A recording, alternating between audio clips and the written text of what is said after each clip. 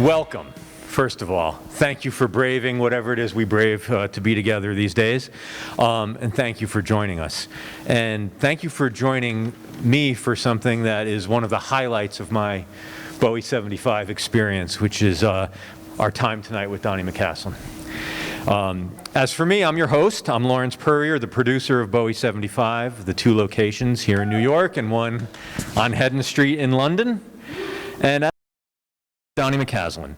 Many of us in this room first became aware of Donny and his band through their dynamic work on David's final studio album, 2016's Blackstar. Blackstar is where David's mystical and haunting compositions were paired with the very, very 21st century sounding electronic jazz of Donny and his group to create an endlessly revealing and appealing work of art. In addition to my conversation with Donny, we plan to leave plenty of time for your questions. In the spirit of keeping each other safe in these unique times, let's give each other the respectful space during the conversation and our interactions after. I personally would like to send Donny and all of you home as healthy as I found you, but hopefully a lot happier. So with that said, welcome. Welcome, Donny McCaslin. Thank you so much. Thank you. So, I need to know about growing up in the South Bay area in the time that you grew up, because I would imagine it looks and feels much different than it does today.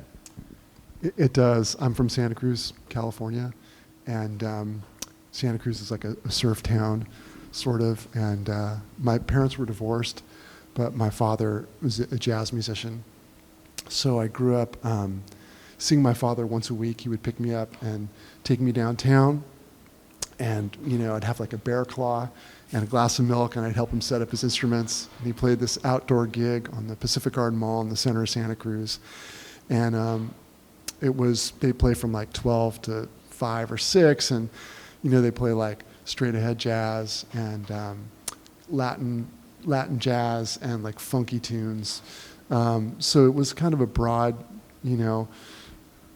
combination of musical influences, and I just would sit there in a chair and listen when I was young. And when I got older, I started to walk around the mall and hang out. But one of the great things about growing up there was having access to so much music, because there was this thing happening with my dad's band, but there was also like Santa Cruz was a big spot for all the reggae bands.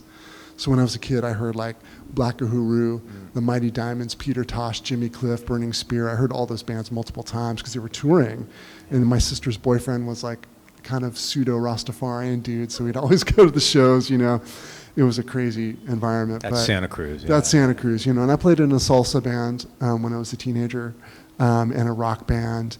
And I was a big fan of Tower Power, big fan of Duke Ellington. I played in an incredible high school jazz band. So I was fortunate to be in one of those places where all of this music was happening, and it was a broad amount of stylistic DNA. Like if you guys are familiar with Herbie Hancock, the bassist from his Headhunters band, Paul Jackson, was living in Santa Cruz.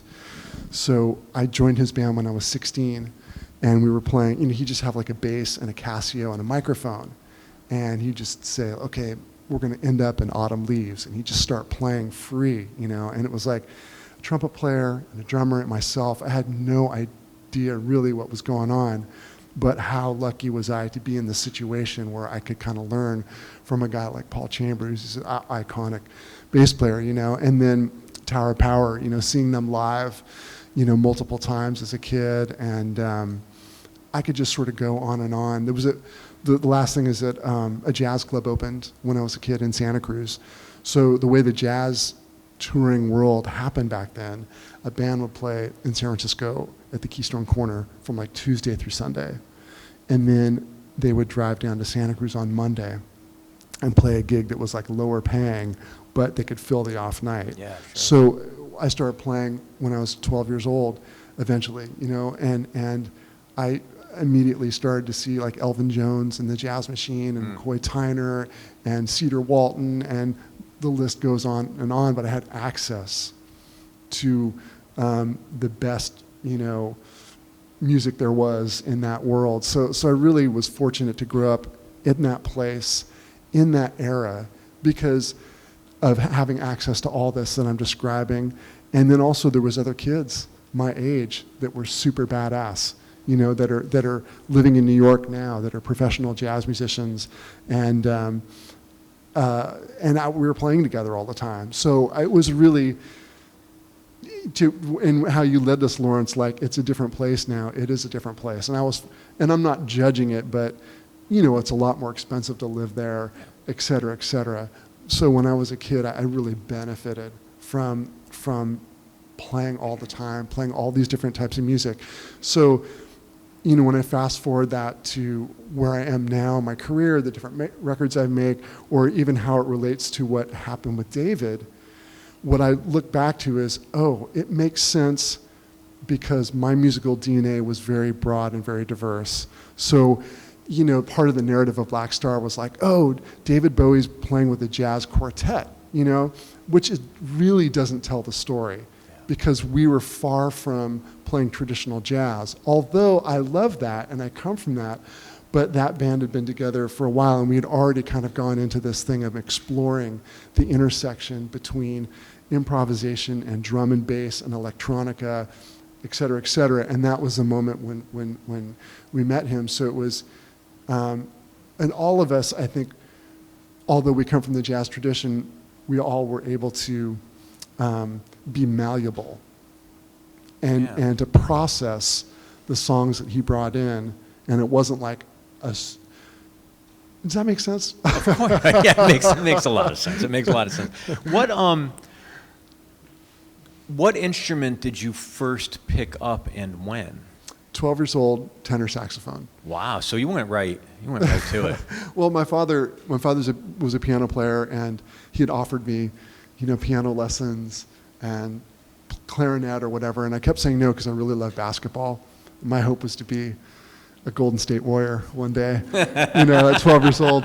But I grew up, I actually didn't even grow up in Santa Cruz. I grew up in Happy Valley, like a really small area with, like a very small school. And, I was playing sports with my buddies, but, when I got to, it was clear to me that I wasn't going to I wasn't going to be the next Chris Mullin or whatever. So at age 12, but I made an impulsive choice to start playing, and it was tenor saxophone. And I think it's because one of the guys I used to see when I was a kid who played in my father's band was a hippie, tie-dye shirts, big beard, would play these wild solos, and people would be like screaming and dancing, and he was a very charismatic player. And I think that's why I chose saxophone. Yeah. Were you, you sort of, I think you time hopped on me a little bit, but when you were a teenager, when you were a young adult, were you getting into clubs? Were you going to shows in clubs? Well, in Santa Cruz, I was going to Cahuamba on Monday nights, and that was about it. I wasn't like driving up to San Francisco or getting up to the Bay Area a lot because I was too young. Yeah. And I didn't even know about fake IDs and all that stuff. Yeah. That came later. At that point, that came later, yeah. All right, so how were you learning? Were you taking lessons? Were you self-taught? Were you transcribing records? Like, what was going on there? A little bit of all of that. I was definitely taking lessons, and that was super helpful. And then I was in this incredible high school music program where we're playing Duke Ellington's music like 5 days a week. And then I was just practicing, after school. Kind of from the time I started, I was pretty serious about it, so I would just take the music home and shed, and I would play along with records. I used to love like John Philip Sousa, and then Chuck Berry, and then jazz records. Like all of that stuff I was constantly, doing all of it basically. Yeah, I've consumed a fair amount of interviews and discussions that you've been involved with over the last few years. But I don't know if I've ever heard you, like, who are your pantheon? Who are the horn players that are like your guys? Well, before I say the horn players, I'll just say, for me, it was the Beach Boys, AC/DC, Chuck Berry, and Blondie. Good shit. And then I started getting into jazz music. Okay. No, that was my early thing. And so I got into jazz, and it's the iconic people that you would imagine. It's John Coltrane. Yeah. It's Michael Brecker, who was alive when I was a teenager and amazing, and it's Wayne Shorter, and it's Joe Henderson, and it's Sonny Rollins is a major iconic figure for me. So those are kind of the major guys. I mean, there's a long history and there's a lot of incredible players, but those were the major guys for me. So you started to answer my next question, which was you weren't living in a jazz bubble. You were a rock and pop guy, and Right, and that was what I was trying to describe, how it was such an open thing when I was a kid. It was just like, I'm into good music. Yeah. You know, and when I got a little older, I went to music school, and I was, you know, listening. Well, even before that, I listened to a lot of a lot of Aretha Franklin. I really love Aretha Franklin, and Led Zeppelin. I mean, I could just sit here and name all these bands, but I think one of the things is when I went to Berkeley in Boston, one of my roommates was like a producer, and so I would be working on jazz, but then we would go out to the clubs in Boston, and we would basically go dancing, you know, once a week, one night a week, and he used to call me, my nickname in college was Donnie Dance Step, because we would go down to, you know, there's a street in Boston by the Fenway Park where all the clubs are, and we would go down there, and just the two of us, you know, and it was great. It felt really liberating and really meaningful, actually, because sometimes, you know, when you're studying music, and jazz can be very kind of scholastic, for a better way. There's probably a better way to put it, but something, you know, all this analysis, and it's like, man, fuck, I just want to feel music, you know. And something for me was like doing that experience really helped me to feel music. And then, at school, I was playing in a lot of different, certainly a lot of jazz, but also this, and you know, singers, and you know, it was a pretty broad environment musically. When you were attending Berkeley, what was the state of jazz at that point? Because as a listener, as a fan, sort of remember there was a fallow period where jazz wasn't really sure where it was going after the 70s. Yeah, I was right on the cusp of the Young Lion movement. I don't know how much you guys followed the jazz scene, but there was this point in time where record labels had funds, and Wynton Marsalis had just hit really big, and so they're looking for the next Wynton Marsalis. And that was kind of the era I was in. So various people around at school were tabbed and picked, and getting funding for touring and record deals and stuff. So, you know, if we're comparing that era with sort of the golden age, there's not a comparison because the audience has shrunk. But at that moment, when I was 20 or 21, there was an uptick because Wynton had made such a big splash, and he was great and articulate and an incredible player, and there was a lot of press attention. And so, again, there was this whole, I don't know how many years it lasted, but the Young Lions was a thing. Yeah, Joshua Redman. So we were in Boston at the same time. I'm maybe like a couple years older than him, but like, so that was my era. So it was Wynton and Joshua and whatnot. Yeah.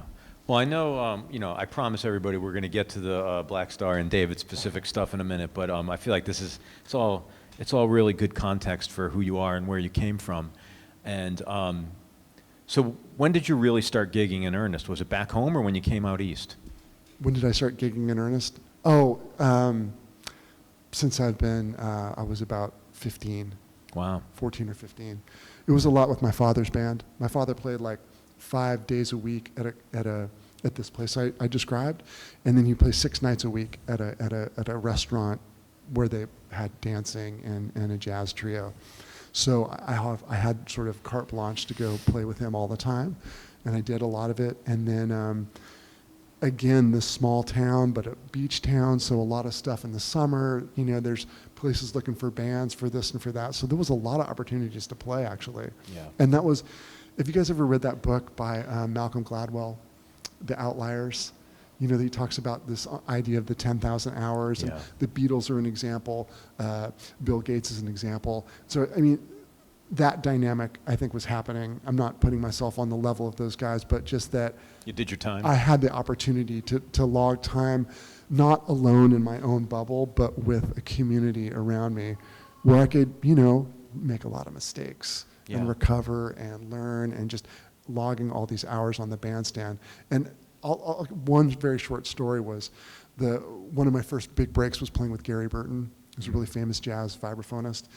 multi-Grammy winner, all the stuff with Chick Corea, one of the greats. And when I first got the break with him, it was play this jazz cruise, and I was nervous, man, because I was used to kind of doing, to stretching out and playing long and playing free, and then his thing was very structured and tunes and weird keys and awkward song forms, and I was like, man, this, Work. This is hard. This is hard, and I don't know how equipped I am, and I was insecure, so I was struggling, in other words, in the rehearsals. I really felt it. And then the first time we got on this cruise ship to play this gig at this festival, and I remember as soon as it started out, I felt good, and I felt like I finally had played up to my potential at that moment in time. And I remember him saying to me afterwards, like, wow, you're like a totally different player on stage. And I reflected back on it, and I was like, yeah, it's because I was lucky enough to have all that time with my father's band and with my own group, and so I could get past my nerves in that situation. And that has helped, and that's played out again and again over the years, and that was one of the things, and I'll talk about more, but that was one of the things with Blackstar too. It was like, I could launch into it now a little bit. I'll wait. We'll get you there. Yeah, well, anyway, so that was one of the things that helped me, was having all that experience, playing with people. So I heard in another conversation you had that sort of your David Bowie was sort of the serious Moonlight, early 80s. It sounds like it jives exactly with what you were saying. You were listening to sort of, pop, dance music, and David was part of that sort of era of ubiquitous hits. Yes, absolutely. As you've sort of gotten ingrained in his creative universe and played with other people that have been in his bands through the years, has there been an element of it where, what's been the joy to either learn and discover as a player, or just the joy as a listener? Has there been a part of his canon that you say, oh, that's my stuff? Oh, yeah. Well, one thing was when David first started sending me the demos for Blackstar, I was listening. It was, just trying to remember the chronology here. There was a few songs at the beginning. There was "'Tis a Pity She Was a Whore" and maybe "Lazarus." Those are the first two. So I was listening and listening, and I thought, well, maybe I should really check out his history so that when this happens, I can bring all of that as well. Yeah. So at that point, I started listening to Life on Mars, and just, the hits or whatever. And we were emailing back and forth. And I essentially said something to the spirit of like, yeah, man, I'm checking out. And he said, well, what are you listening to? So then I was like, oh, man. So then I emailed him back the list, and it was, I can't remember. I should have dug up that email, but it was like 15 songs, let's say. And it wasn't particular records so much. And basically he was like, I'm into some different stuff now. Yeah. And I thought, and I thought about it. I was like, okay, I'm going to stop listening completely, because he, in this moment, is hearing us do the music he's creating now, and I want to be in the moment with the music and come to it when he brings it to me, and not like, oh, I've checked out, and what if we do this thing from Ziggy? I didn't want to have any of that baggage in my mind. So I put it aside, Lawrence, for until after Blackstar came out, honestly, or after we finished tracking it. I just was completely like, no, I'm just going to be in the moment, because I figure, he probably wants us to do what we do with his music and not have it be necessarily connected. Does that make sense? Yeah, of course. So yeah, I put it aside, and so there's a long-winded answer to your question, but when the time did come and I felt like, okay, I've done my part, we'll see what happens. If the record comes out or whatever, okay, now I'm going to go in. And I can tell you, for me, the album Low is really like, I'm like, oh yeah, that's my shit, man. Like that's, you feel the European, the German, and I think of a jazz label, ECM, the thing with like Warsaw for me is just like, it just slays me every time, you know? Yeah. And so, I mean, there's so much that I love. And I guess that's one of the real enduring gifts for me is that I'm an adult, at least sometimes. And I was given this gift of being able to like enter his discography and kind of discover it for the first time. So, you know, like the record Hunky Dory, man. Oh, man, that's just incredible, you know? Yeah. I mean, Life on Mars, Quicksand. I'm sort of kind of going all over the place, Lawrence. I apologize. I'll reel you in. This is fun to watch. But it's so I think yeah. At first it was Low, and then the albums surrounding that, like Lodger. Yeah. Oh, man, Look Back in Anger is just one of my favorite songs of life. It's so great. Yeah. So anyway, yeah, those two records, of course, Hunky Dory, and you know, then like. You know, well, I could just sort of keep going on and on. But well, let me interrupt you for a second and ask you. So that's wearing the fan hat. Mm-hmm. Now you put on the player and composer hat. Are there tracks that, you know? So you played last weekend with Mark and his band. Yes. Are there things where you're waiting in the wings and you're saying, "Man, I can't wait to sink my teeth into that. I want to play on that." Like, are there songs that, as a player, turn you on? Yeah, and I think. That's a great question. And this, to me, makes me think of part of his brilliance. There's these songs that are seemingly, rock or whatever, but when you look deeper into it, there's all this content. And I'm not even talking about lyrics at all. I'm talking about like, wow, Ashes to Ashes, that's like a 3-bar phrase. That's so weird. Or, you know, and this and that, or the way that the harmony, the way that when you listen deeply, the way the chords are voiced sometimes are very non-rock, non-pop. You know, like, and they're so crunchy sometimes. You know, he uses half steps a lot. He loves the tritone interval. The tritone is when you split the octave in half, and it's the most, you know, what's the most, if you have a certain note, like what's the most dissonant note or tonality against the note of the moment, that's a tritone away. So that could be, you know, you playing the two notes or going between those chords, and like to me, Mark knows better than me, but like there's a lot of that in his music. Do me a favor, play Music Nerd with me just for a minute. Mm-hmm. What's an example of that if you said to the people here tonight, what I just described is in action on this song, and it's that sound you're hearing? Okay. Is that too much? Well, yeah, I mean, no, I think I can do it. I tend to get sometimes I get overwhelmed with talking about, but like, let me just think for a second. Okay, well, do you want this Blackstar? I mean, I could talk about it in terms of Blackstar. That would be wonderful. Stuff. That gets us there. Okay. Yeah, sure. So the beginning of Sue, okay, it's not a tritone, but boom, boom, boom, boo-doo-doo-dee, boom, boom, boom, boo-doo-doo-dee. Okay, I'm not even maybe singing that right, but it's a major sixth. And that's a pretty, you know, you don't hear that all the time, that bass line. Doom, doom, doom, doo-doo-doo-dee, doo-doo-doo-dee, doom, doom, doom. Okay, the end of 'Tis a Pity She's a Whore, you know, it's this big G chord, and then you hear his lead vocal, and then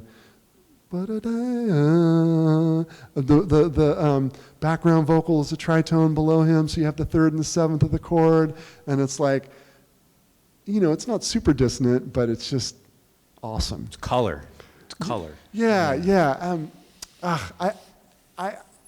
I could give like such a better answer to this, I think, than I'm giving right now. No. But let me, you know, actually come to think of it, when you listen to the version of 'Tis a Pity She is a Whore that David did, have you guys ever heard that? It was the B-side, it was a vinyl release. Yeah. The B-side of the Maria Schneider version of Sue or In a Season of Crime.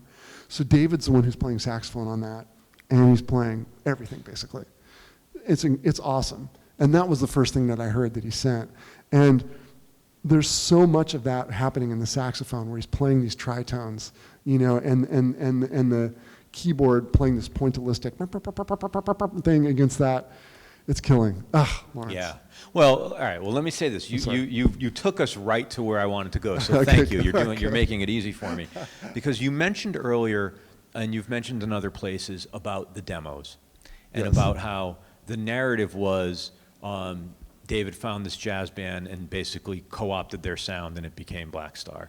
And you've always been very conscientious about saying, no. He sent me these demos that were composed, arranged, instrumental parts worked out, the actual sounds, and it was come play the demos your way, but it was not come make up all the parts for these songs. Yeah, that's true. I mean, I think a good example would be Lazarus. You know, the demo, it's like the intro's not there. Boom, ba-da-da. That's where it starts in the demo, I think. Boom, be-da-da. So you have, and then he comes in. So you have the horn, the main horn line is there, David, and the harmony and the song structure, all David. So what's different between that and the final version? I played saxophone. I'm just kidding. Just kidding. No, but what's different is, and I think this illustrates to me his genius. You know, we listened to the demo once in the studio. I mean, me and the guys had gotten together to practice the songs to make sure we were ready to go, and we had all the song forms, like we were ready. And then I had orchestrated all the stuff for Woodwinds. But we got in the studio, you know, we're just kind of getting ready to do the take, and then Tim's kind of messing around, and, you know, beep, beep, beep, beep, beep, beep, and David's like, oh, I like that. Why don't you see what you can do with that? And, Tim's, okay. And so he kind of playing around a little bit, a couple more minutes, Tim's, oh, no, I like that. And then 5 minutes later, it's boat,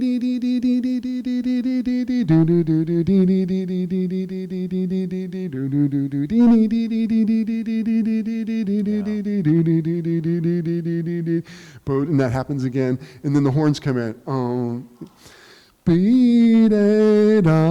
But it's not just the lead line of the horns. There's this underlying harmony, which I added. But you get my point. Like, it was all there.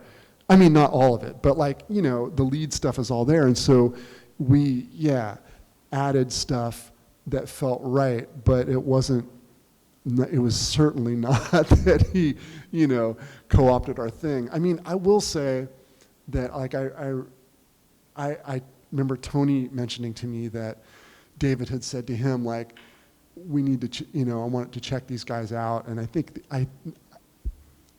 they were checking us out our videos and our music ahead of time. Yeah.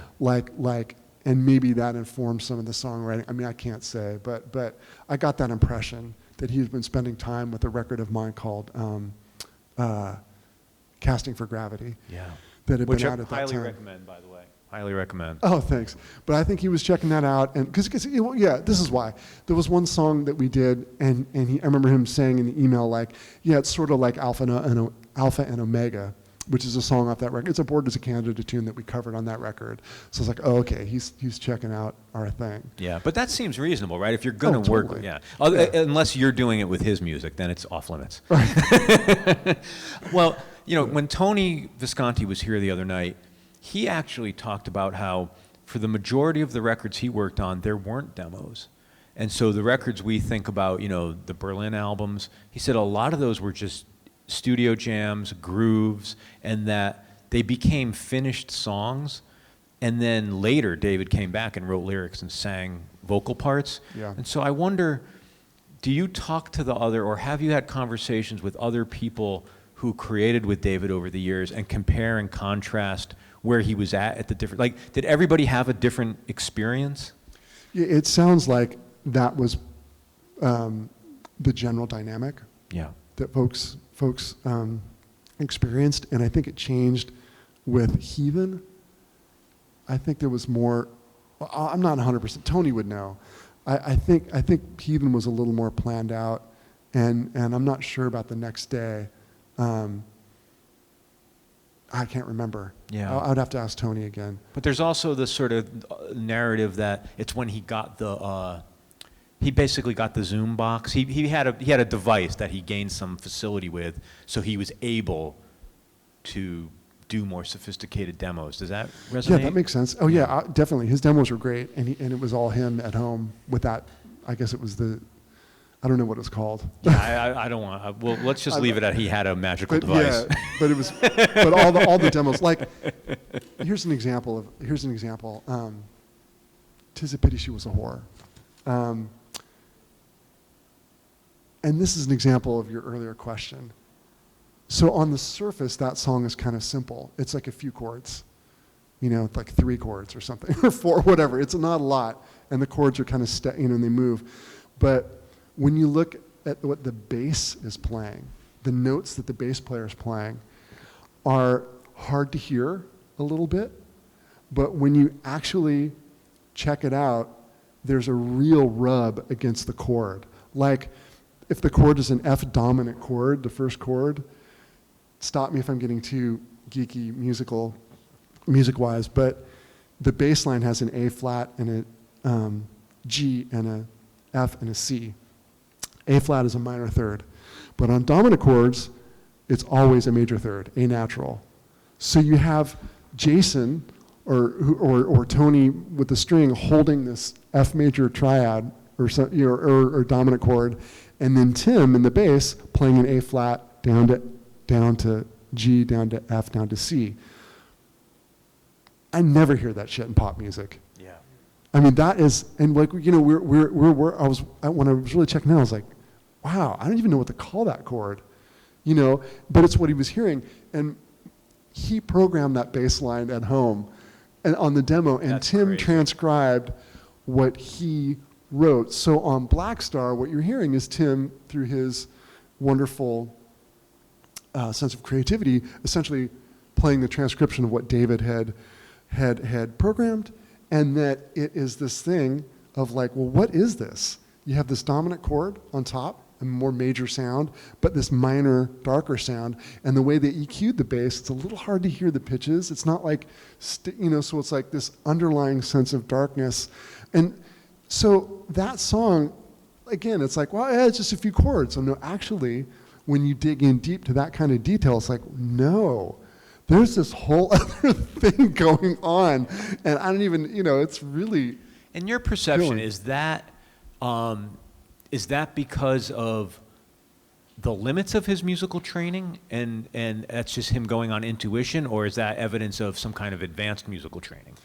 To me, I think of that as like his freedom to go for what he's hearing, and he's not encumbered by like, well, if that's the dominant chord, the flat 3 shouldn't function there. It should be like, he's not encumbered by that kind of thinking. He's just hearing the music and going for it. And so that's, I don't think he was a really trained musician. Mark would know, Tony would know, but to me, this is just what he hears. And like, back to the demos, there was a great song that we recorded that didn't make it on Blackstar. I hope it comes out someday. It's great. And he had the guitar chords. They were so hard to hear what what he was playing, because it was full of tritones and half steps and minor ninths. I was like, what is it? So, and I think he knew it, because like, he sent me a demo of the song, and I'm like, because I'm trying to transcribe, like write down every note in the voicing and stuff for the band. So then he's like, oh, Donny, this is David. And he just sent me a version of just the guitar chords. And again, it was not triads, not your typical thing by a long shot, filled with all this dissonance, and also the freedom of thought of like, yeah, I don't have to follow this thing about voice leading. These are what these chords are. I don't even know what they're called. Because I was like, what do I even call this chord? Yeah. And there's this is very inspiring. For somebody like me, I'm a literal person sometimes. Like, I need to know what is that chord exactly, and then I can freak out and play completely free against it. But I want to know. And his thing was just like very free and very, and all this intuition. and just following it to the nth degree. And you'd mentioned the gigs with Mark last weekend, and Mark, if you guys don't know, he produced this great record called Toy, which just came out, and there's a song that we performed called Karma Man off that record. And the intro, the whole song is just, it illustrates in a way what I'm talking about. Like the intro it just moves around key-wise, bizarrely. Not bizarrely, that's the wrong way to put it, but just unexpectedly. Be-do-do-do-bo-do-beep-bo, be-do-do-do-bo-dee-do, be-do-do-do-bo-do-beep-bo, be-do-do-do-do-dee-da. It's like, what? And then you get into the tune, and like the chorus is like, now Mark will know, it's like a 5 or 6 bar phrase, but it's like, 3 bars of 4, a bar of 2, and then 2 bars of 4. And that's your chorus, which is very, again, I don't hear that. I don't hear that, man, much. So very sophisticated, very unexpected, but also the freedom of not being overly trained, if that makes sense. Yeah, sure. And it's like, damn, that's awesome. Well, right, because I think a lot of times what you hear about in conversations with jazz players or master musicians is that they work and work and work and work on the technique so that they can then set the technique aside and transcend the technique. And then there's these other types of players that are just intuitive. Mm-hmm. And when you all came together, you had the melting pot of all of it. But there's something else that I've heard you talk about, which was, you've said in a couple of different ways that David told you not to worry about what the music that you were making was going to be called. Yeah. And the piece, when I hear you relate that, the piece that's missing for me, or there's actually 2 pieces that are missing for me. One is, what concerns were you expressing that he was reacting to, to cause him to say that to you? And I guess a corollary to that is, how aware were you in the moment that what you were doing was sort of novel and different sounding? Yeah, that's a great question. So I have to think about that for a second. Okay, so for the first part, it was the very first day when we were in the studio, and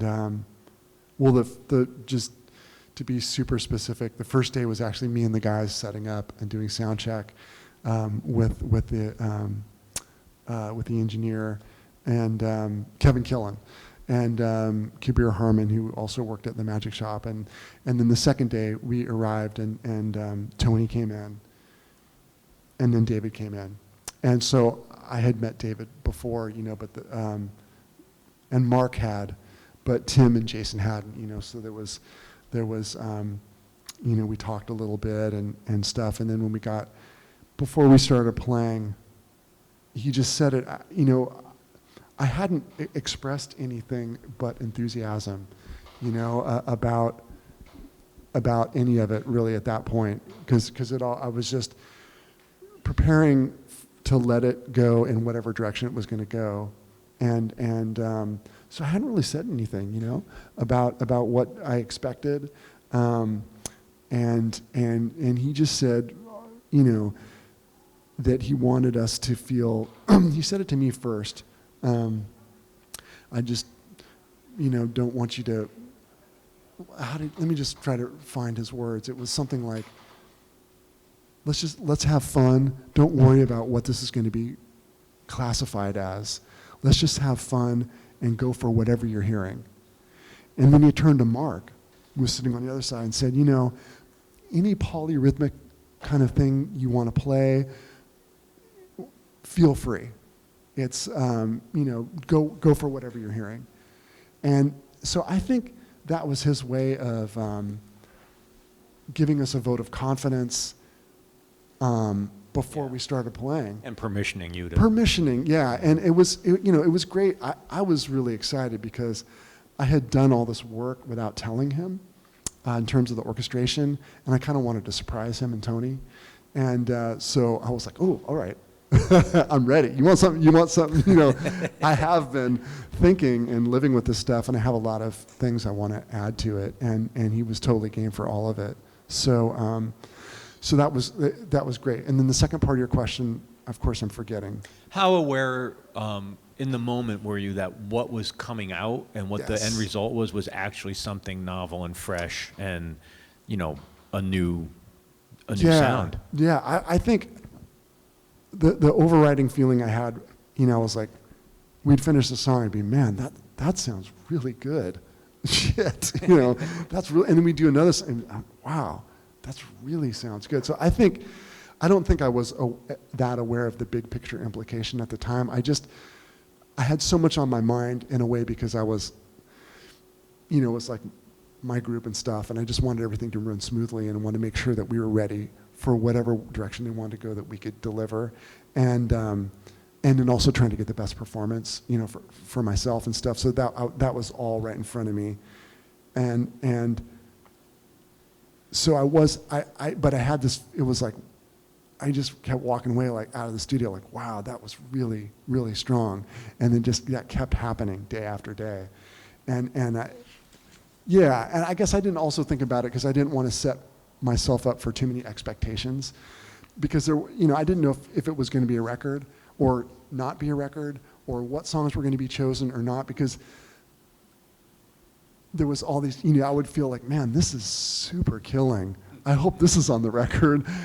But I don't want to think about that, because then I start thinking about, well, the record and touring, and we get like, for me, it was better to just be like, I'm not going to think I'm just going to be right here with the music, with David, with the band, and just play and just go for broke all the time. All right. See, so that begs another question for me, which is, and I heard you say something similar. There's a great podcast you did about a year and a half ago, Album to Album, where you went through each song, and it's if you haven't heard it, you need to listen to this podcast.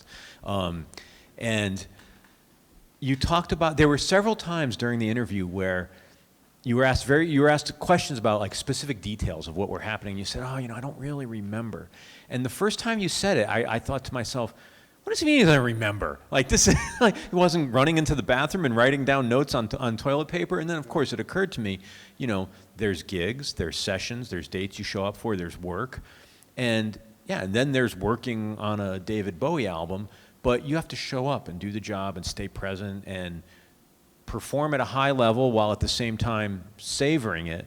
But I wonder, what were you thinking you were working on? Did you know it was an album? Like for you to just say now, we weren't sure what this was going to be. I mean, I could take that as, well, you didn't know if it was going to be a soundtrack or a video game, or like what were you doing? I mean, a little bit of that is maybe my own way of protecting myself in the process from my own expectations. You know, like. You know what I mean? Like that's the kind of person I am. Like, I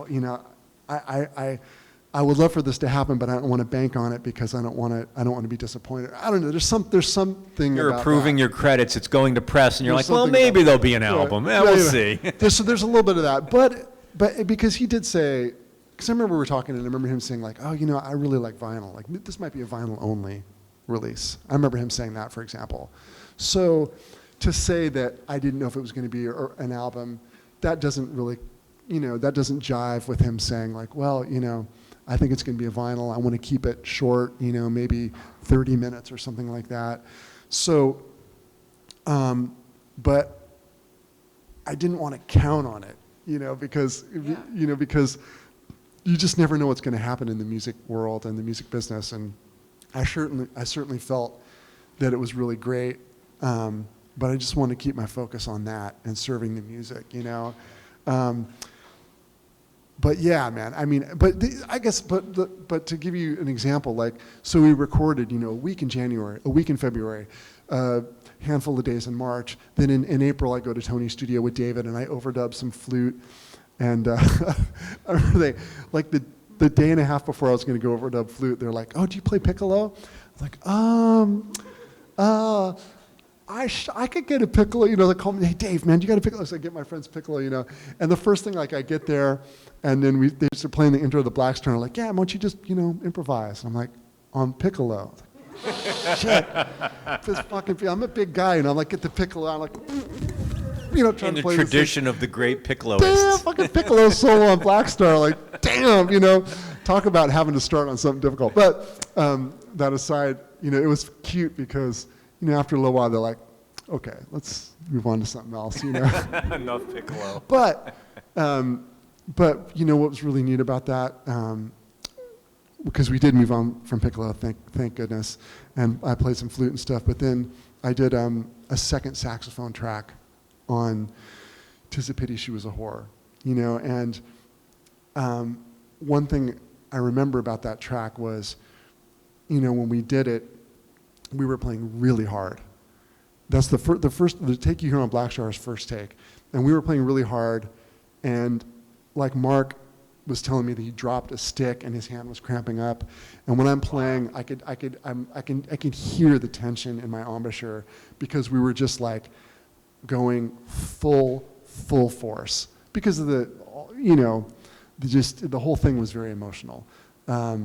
So we were listening back to the first take, and I was like, oh my God, you know, fuck. You know, it's just, I was too much, and Mark was saying the same thing.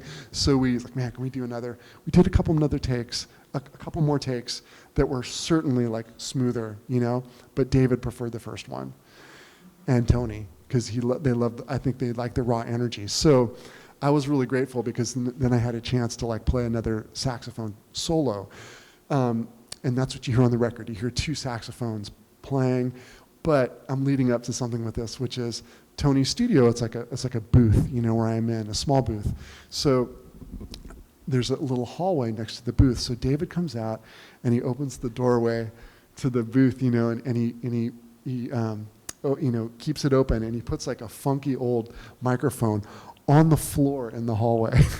In the hallway. So like, you know, usually with saxophone, you put the microphone right in front of the horn so you capture the full spectrum, you know? So I'm playing, there's this like funky cheap mic on the floor in the adjoining hallway, and David's, you know, it was one of those things, it was like, yeah, we did that on such and such record with such and such, you know?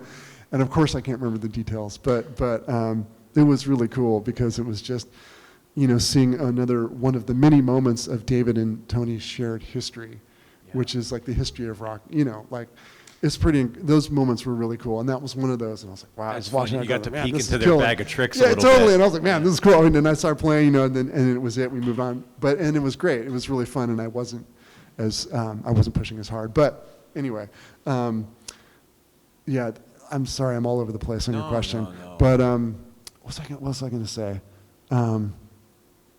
Anyway. Well, the other night, one of the things Tony told us about the recording of that album was that the vocal for "'Tis a Pity She's a Whore," you know, there's the few bars of intro to the song, and he said he could hear David like kind of breathing heavy and growling before the vocal line started. He was like getting ready to attack it. And Tony asked him, you know, can I take that and move it to the beginning of the song as like the, you know, an intro before the song starts? And he told that story to illustrate the power of David's voice. He said there were times where you couldn't be this close to him when he was singing. It would hurt. It would not be pleasant because he had such a powerful voice. And I wonder, were you present for any of the vocal tracking, and did you get to see that in person? Yeah, I mean, I'm trying to think how to answer this because there's a few things I could say. One is he tracked all of it with us, you know. So if I'm standing playing sorry microphone. If I'm in the booth and I'm facing this way, there's a, you know, plexiglass or whatever, and he's on the other side, and he's in front of a vocal mic, and he sang the whole time with us, the whole time, unless we were doing overdubs or something, and I can't tell you how much of that ended up being the final vocal. Right. But there's moments that I know, like on "'Tis a Pity," like on "Sue," where he's, you know, yelping and like, woo! You know, those are from the session for sure, because I remember those happening. And the moment in "Sue," again, this is sort of a muso thing, but like near the end of that track, he goes, "Sue," and he sort of it sounds like he's modulating and going to another key. Like, that definitely is from the session, because I remember that happening, and I was just freaking out, because it was so deep. You know, because before that, that again, Sue is kind of really just goes between two keys that are related. You could look at it different ways, but it's pretty, it's diatonic, let's say. And then so we're jamming on the end, and we're just, we're going for it. And then he comes back in with Sue, and he kind of he just goes to this other tonality. And then the band, you can hear the guys just moving with him. Like, I was just like, this is the shit. This is so great. Because it's like free jazz, like he was just, he just comes in and he just picks this note and it's super strong and total conviction. And we're just like, yes. And we just go, and I was playing all this crazy stuff, which thankfully they edited out. It was probably too much over the top. But so some of it was definitely from that session. And then certainly some of the stuff was overdubbed, But I have a good story for you guys about the power of his voice, which is actually the first time I recorded Sue with Maria Schneider. And it was her orchestra. And basically, we were in a studio with her big band, and Tony, and David, and Kevin Killen in the booth. And so Maria is... very detail-oriented. So we're hours tracking this song, which is like a 9-minute song or something, that version, I can't remember. It's long, it's 8 minutes or whatever.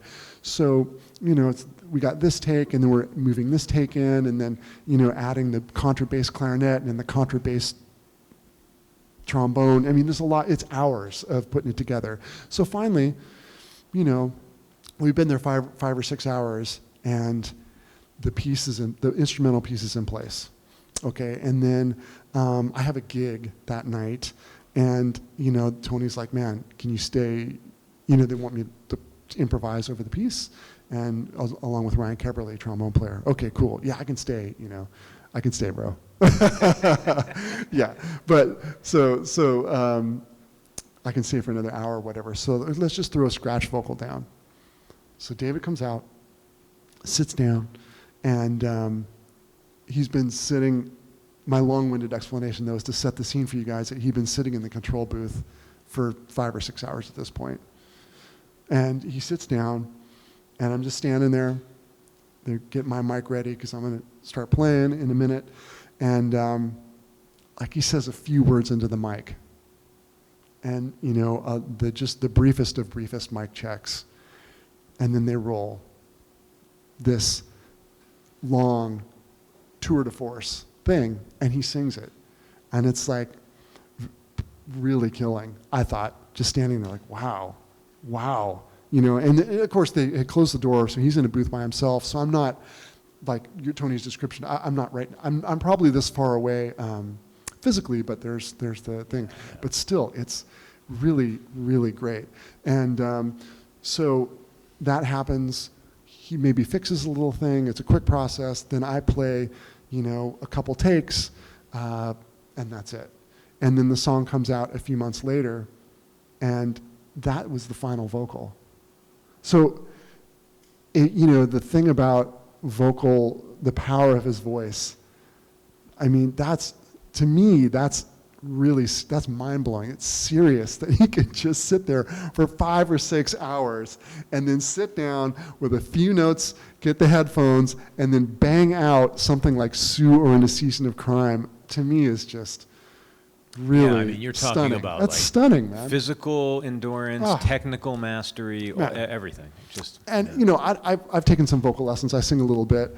And I just have such an appreciation for the power of his voice. Just thinking about Mark, who's here. We've talked about vocalists, and we've talked about vocalists. Who can step in and sing that music and do it justice. And Mark really knows. Being David's musical director for years and producing his records, and there's not a lot of people that can do that. Well, I guess it's kind of obvious, but anyway. Yeah. Anyway. All right. Well, I have a couple more things, and then I want to make sure that all of our friends here get to ask some questions. And I just lost my train of thought. Go ahead. You're good. Wow. You're good. Take your time. That was Take your time. impressive. Wow. When it left. That's So right. I saw you at the Village Vanguard a couple of weeks after David passed. Oh, okay. And, that was like the first time interacting with the musical universe again for me. And, it was a classic New York winter night, right? It was late January. It snowed. It was one of those snows where the city got quiet and still. It was sort of a wonder that they held the shows. It was that kind of snow. Like, it was quiet out. It was magical. And, and it was heavy coming to see you play. And I think you probably played Lazarus. Yeah, we played it like You every weren't, set. were you playing Warsaza yet at that point? No. Let's see. I saw you later and you did it, know but I what? don't remember. If I'm not 100% sure, but my guess is that we played Warsaw and not Lazarus. I think we were playing Warsaw right.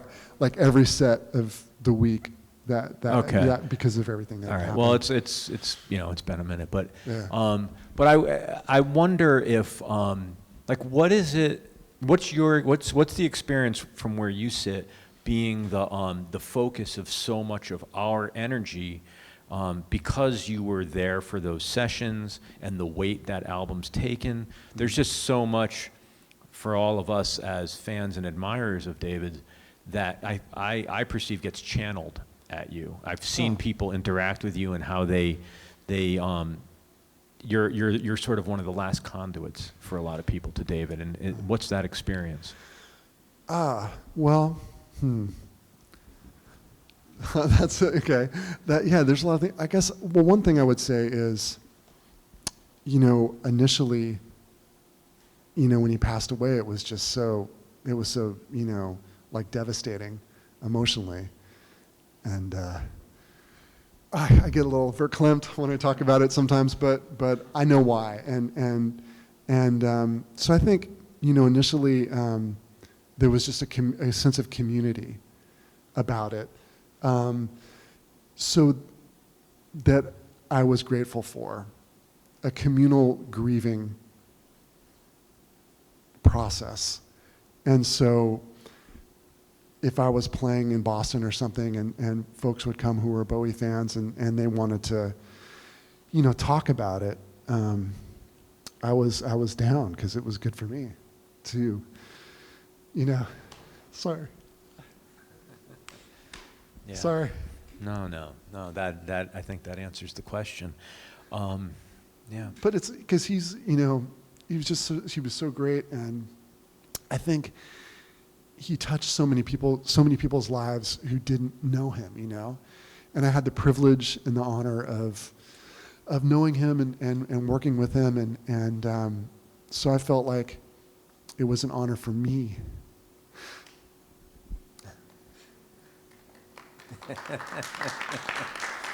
All right. Thank Sorry. you. Thank you for that. Thank you for sharing that. And I'm That's sorry cool. to go there. No, it's cool. It's cool because it's truth, and it's okay. I don't mind being emotional in public about it, but because it was meaningful. It was so meaningful to me, because I was talking about it the other night with the guys backstage, because for me that relationship was so affirming. Like just what you were talking about, Lawrence, like that thing of we're getting ready to record, and he's like, man, do whatever you want. I'm like, wow, really? Awesome, and then it turned into Blackstar, which is something that, I feel, proud of. Yeah, as you should. What's going on in the world of Donny McCaslin right now? Yeah, thanks. I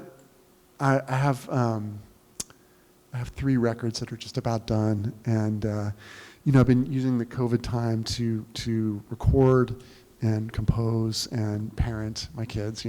So I've been just dealing with the stuff with the records and labels and talking to different labels and figuring that side out. And so it's getting there. We're making progress, but I feel really good about the music, and they're very distinctively different projects and kind of an expression of, my musical journey, so to speak. But it's, in a way, is connected to Blackstar. That what you were talking about earlier, like the blueprint of, I don't know if you use that word, but to me, Blackstar is this blueprint of something very different that can happen with this hybrid of songwriting and performing and interaction and improvisation.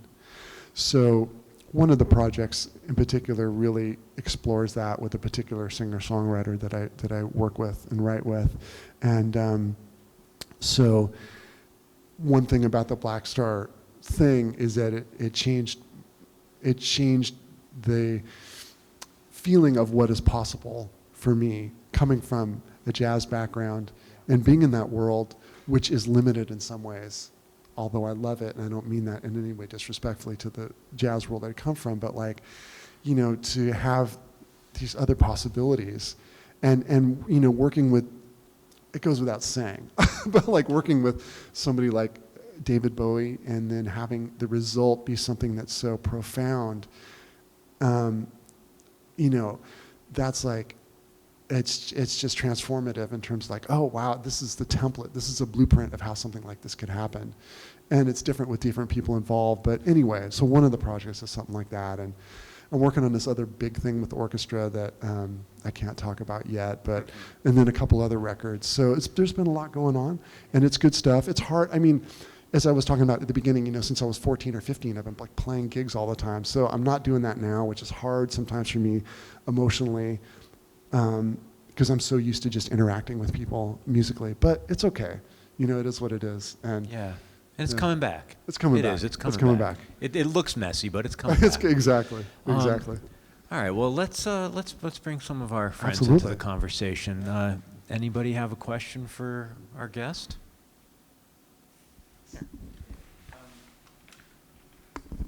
Hi. I just want to say it's always lovely. Yeah, like Lauren said, I think you've been like conduit for a lot of people.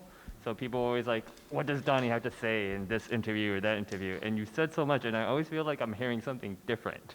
Oh, that's cool. And like, I feel like you have even more to say. So like, I don't know, if you did a book or a podcast, I'm totally down. Oh, thanks. So No, I that's appreciate not that. really a question, but it's just like, No, I appreciate that so much. say more, share more. Oh, thank I don't you. know, anything, man. Thank you. Yeah, I love Bowie your or mask, not, by the but- way. Oh, That's thank you, killer. thank you very much. I appreciate that because I'm also like, oh man, I've given a lot of interviews, and am I just saying the same thing over and over? But I also realize, like, because of, to your question earlier, what was it like for me? It was completely overwhelming at the beginning, because, I mean, there was the side that I talked about, and I got with folks coming to that was one part of it, but then there was the other part of it where, there was a lot of press, like, like constantly calling me and stuff, which is, as a jazz musician, you're not used to that. Yeah. No, you know what I mean? Yeah. Like, so like, all this stuff is like, this profound thing has happened, this record came out, then this profound person who had this huge impact on my life is suddenly gone. Yeah. And it's just, to like, I of course, I think about his family, his kids, like, the people that really knew him, close, so heartbreaking. And then it's like CNN and, everything under the sun, because I was one of the conduits. And so people wanted, and then like negotiating that, like, well, how much is, like, I wasn't used to that. But all that to say that now that I've had some more time to reflect, I was able to, I think, learn some of the deeper lessons musically from him, but also all these stories and things that happened come up that I wasn't able to articulate at the time because I was just, trying to like honor him and honor his family, and speak from the heart about what I thought. And that's I think, like, one of the special things about him. I know I'm going on a little bit, but like, and one of the things I really appreciated about talking with people who loved him so much, loved his music, is like, he was a great guy. Yeah. And I'm not just saying, it's like, like the kind of affirmation he gave me that I'm describing, like, he was really, really genuine and generous, and like, I don't think you always come across that. that in this world. So I was in a way like happy to say, like, yeah, man, he was, Yeah. great. Just on a personal level, I just feel like what your experience is experiencing life. You don't know how long of a moment you have, or when you're in the moment, you don't know if it's gonna be short or long, or how long you're gonna know somebody, how long they're gonna be in your life. But sometimes it's just like so profound that 5 years later, you could unpack all of this. Yeah. Yeah, so and that's he was really very, he was very like, well, I don't know. I'll keep thinking about that. Yes, I agree. Thank you. That's a great question. Yeah. Hey, Donnie, being a jazz background that you had, the early song of Bowie's, Liza James, kind of has a jazz. Just I don't know if that was a song that you thought about, because it's one of the jazziest songs from an early period. Oh, I did one time an interview with NPR with Tony, and Tony said the spirit of what he said was like, the jazz influence was always there with David. It's just that it was hidden in to a certain extent. Or hidden is maybe the wrong word. I can't remember the word he used, but basically the spirit of what he said was like, it's always been there. It's just with Blackstar, it's like really overt now. But like before, it's in there, and I experience it listening to different, as I listen and go through his catalog, I like, oh yeah, I never noticed that before, but like listen to what the piano playing is so weird, like it's like the guy's just improvising and then getting to know the process. That's what was happening. Because that song has a big jazz kind of sound in it. Yeah, So I have to, I'm gonna listen to that again. Also, were you influenced by Scott Walker? Because there's an interesting guy, and I think Bowie produced that movie about Scott Walker. He had something to do with that. Well, so. My understanding, there's people who know a lot more about this than I do, but my understanding is that David was a fan of Scott Walker for sure. And there was a big Scott Walker tribute that happened before he passed away. The BBC did, and a friend of mine was the musical director and did a lot of the arrangements, and Scott Walker came to the show, and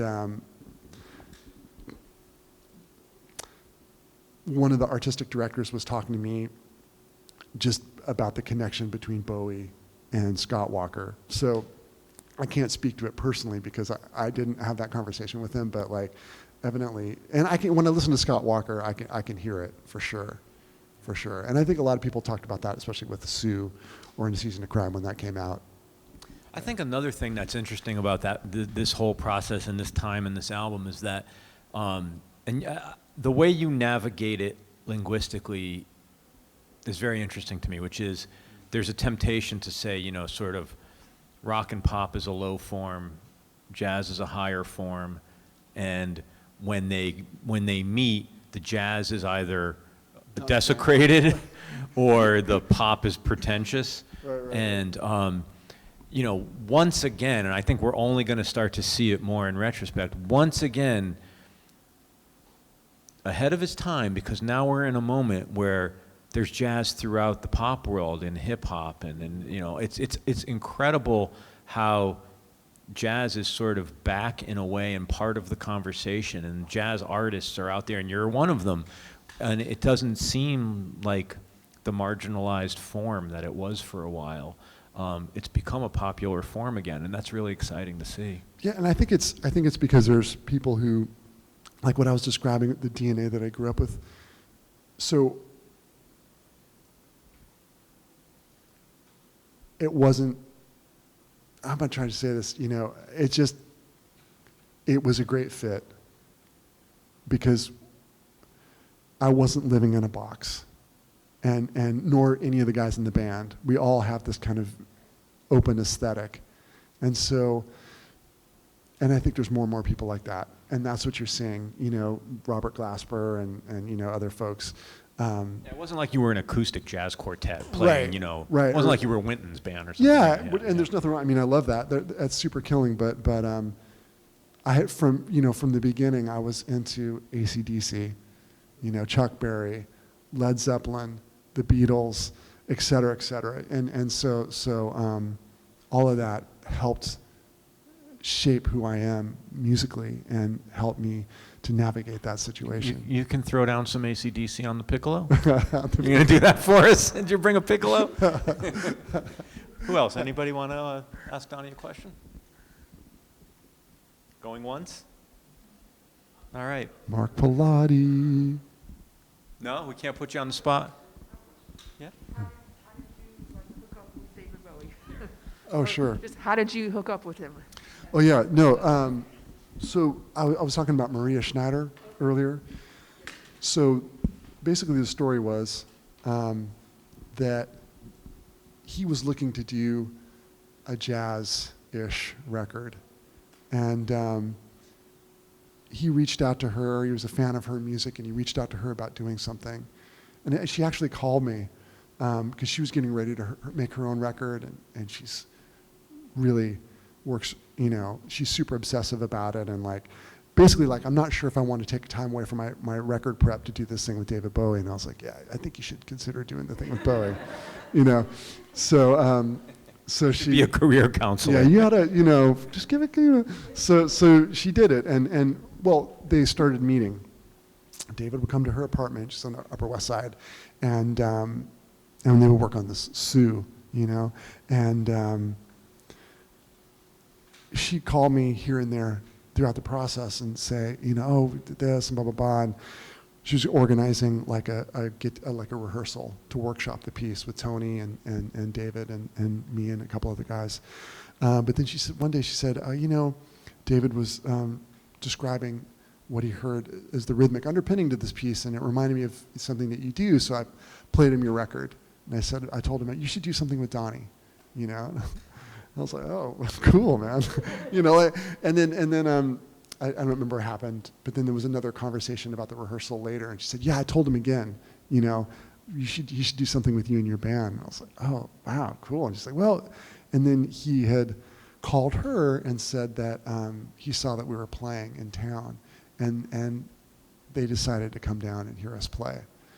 So that's what happened. And then they came, and it was a place called the 55 Bar, which is not that far from here.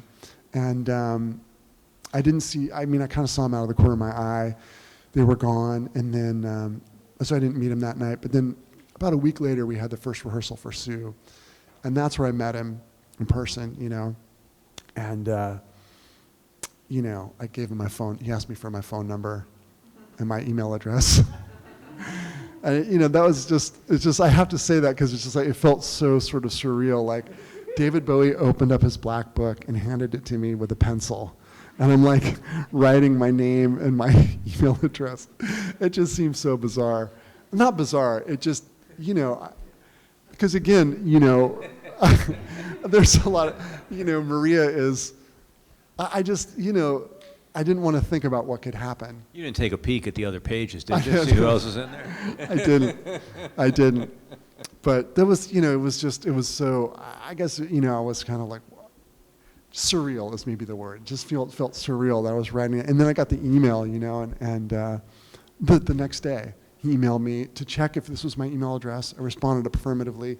And then there was another email straight away with "'Tis a Pity She Was a Whore," and him essentially saying, he would love to do something with me and my band, 2 or 3 songs or something. And it was a very short email, but his correspondence was always, it was brevity, but just filled with comedy and just brilliant, So I stared at it for a half hour, trying to write my response, And I was get my wife hey, honey, is this cool? I don't want to say too much. It was one of those. It took me an hour to write 2 sentences because I didn't want to say too much. I wanted to be cool, and it was like that. It was like that for a while. Hey, honey, can you look at this email? I just want to, It makes so much sense now that he had to put you at ease in the studio. Yeah. No, I don't think I was a nervous Nelly, because I have this Northern California calm exterior, and I had no the accent that I speak with. People are man, you're so mellow, and I'm not really. It's just the way I come off, but I'm definitely. Anyway, enough about me. But it was that's how it happened. Yeah. It was he was awesome. A quick follow-up I have, and then we'll see if anybody else has a question. Could you talk a little bit about your association with Maria? Like, that's a long-standing musical relationship. Yeah, she's a great composer. Her last record was one of the finalists for the Pulitzer Prize, and she's from Minnesota and moved to New York 30, 40 years ago, and she used to play a weekly gig at a club called Visiones, which is really close to the Blue Note.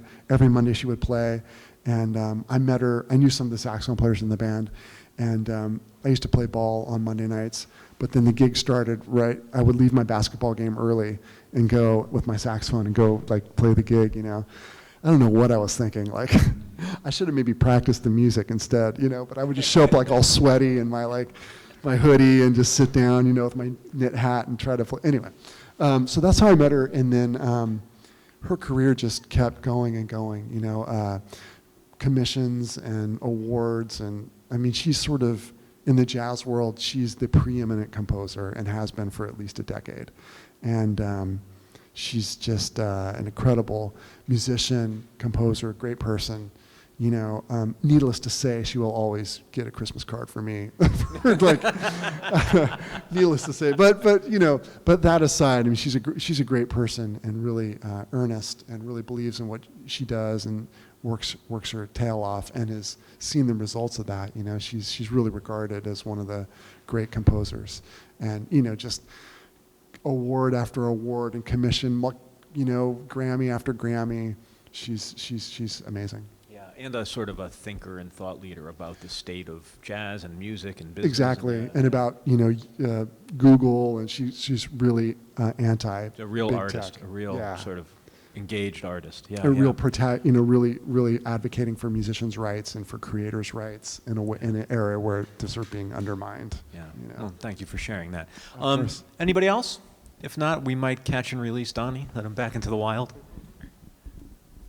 Hi, Donny. Thank you for being here.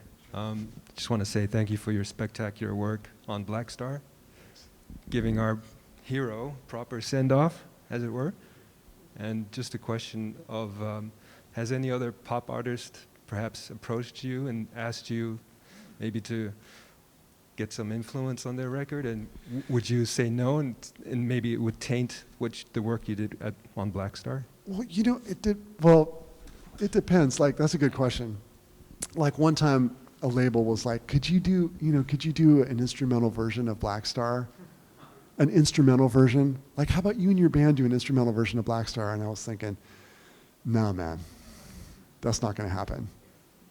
No way will that ever happen. You know, I mean, that being said, I play Lazarus as an instrumental because it feels right and it feels meaningful to me. But you know what I mean by that? Like, so I've steered clear of that stuff. But yeah, there, you know, the Sun Kill Moon, you know, that is Mark Kozlek. I did a record with him, and I think he had seen the documentary 5 years on the, you know, there's two of those. It was the second one that was about the last 5 years of his career, and so he had seen that recently, and then he was on my record on a track, and then I was on his record, I think I can say this. I think it's okay to say that like Ani DeFranco is on one of my new songs. It's not out yet, but so I had this thing with her, and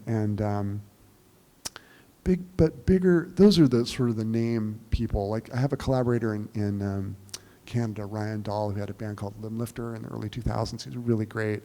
He's not like famous to American audiences, but we're doing a thing. Yeah, I think that's I've had, been some interest, you know, like my manager will get an email from such and such person, and they're maybe considering, you know, but nothing's really panned out. But it's cool because I think it takes a lot of courage on the part of the artist to do something like on David's, you know, on David. And like another thing, I have so much respect for him. Like, he was 69, you know, or on the cusp of 69, and he goes and does this like very ambitious, visionary record.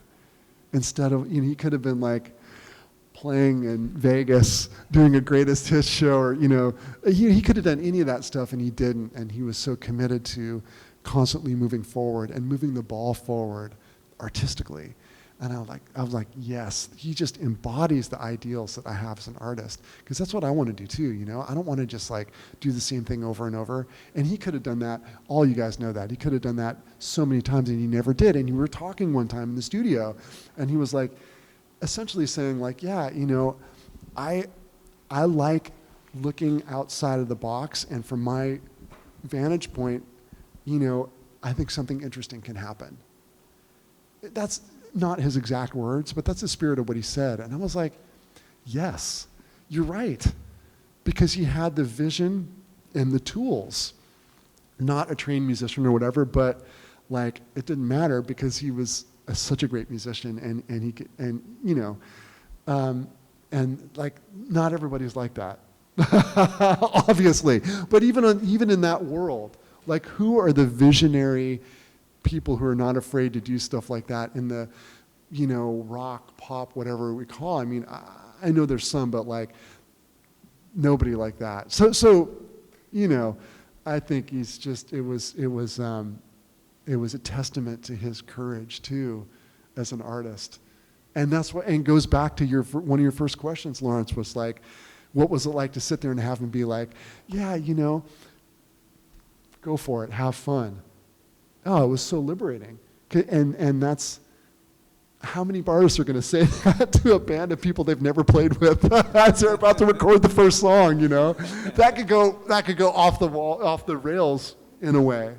But he trusted, you know, us, and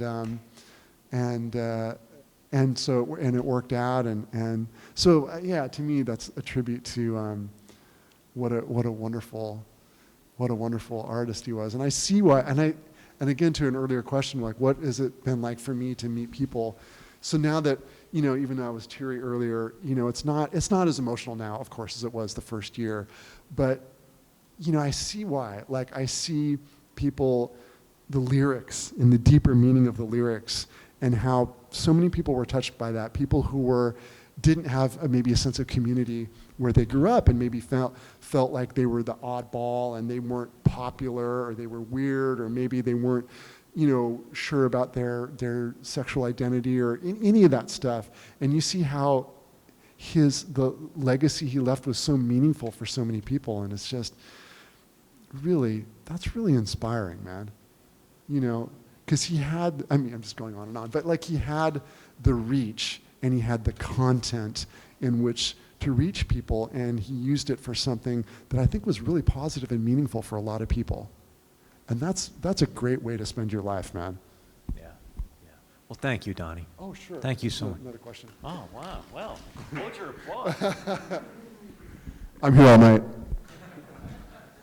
Donny, thank you so much for coming here and sharing these stories of someone who I think touched everyone's heart, but certainly touched my heart in many of the ways that you've described. And thank you for participating in creating one of the most beautiful albums, I think, in musical history, perhaps. Thanks.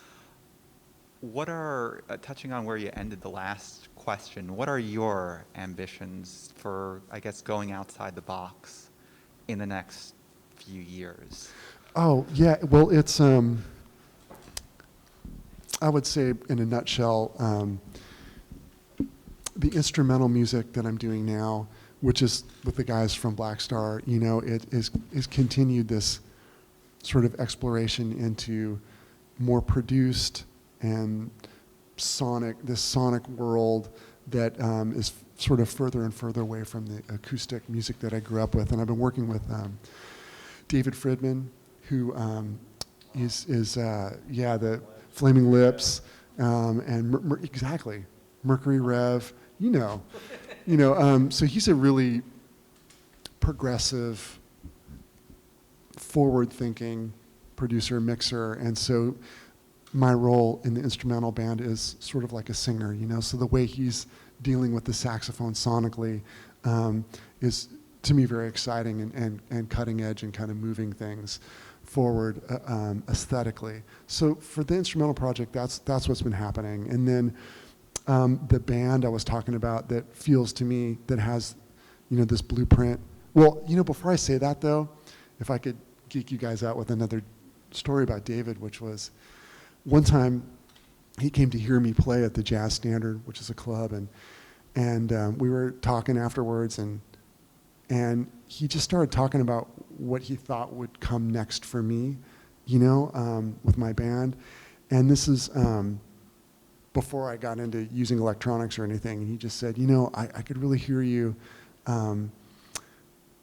getting into, manipulating the saxophone electronically and using these different sounds and improvising with that. And I was like, oh, that's cool. I'm gonna think about that. And here it is 5 years later, and that's exactly what I'm doing.